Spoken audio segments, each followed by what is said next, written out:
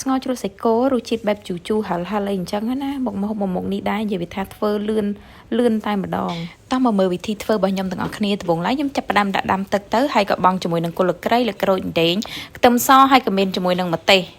ហើយបន្តមកទៀតខ្ញុំក៏បានថែមគ្រឿងដូចជាស្ករបន្តិចប៊ីចេងបន្តិចហើយក៏បានប្រើជាមួយនឹងទឹកត្រីដាក់ទឹកត្រីឲ្យមានរសជាតិកាន់តែឈ្ងុយឆ្ងាញ់អញ្ចឹងណាហើយបន្តមកទៀតទឹករបស់យើងបានរៀងពុះហើយខ្ញុំក៏បានថែមជាមួយនឹងសាច់គោចូលបងអូនសាច់គោយើងដាក់ចំនួនតែមួយផ្លេតបានហើយអត់ដាក់យូរទេដាក់យូរវាទៅជាស្វិតវិញណាបើខ្ញុំនេះគឺដាក់តែមួយផ្លេតហើយខ្ញុំលើកចេញហើយក៏បងជាមួយនឹងជីអញ្ចឹងណាជីខ្ញុំមានជីក្រហមជីអាណាហើយជីតាំងអោនិយាយថាដាក់ទៅឈ្ងុយតែម្ដងហើយក៏ច្បាច់ថែមជាមួយនឹងក្រូចឆ្មាបន្តិចទៅណានិយាយថាមុខ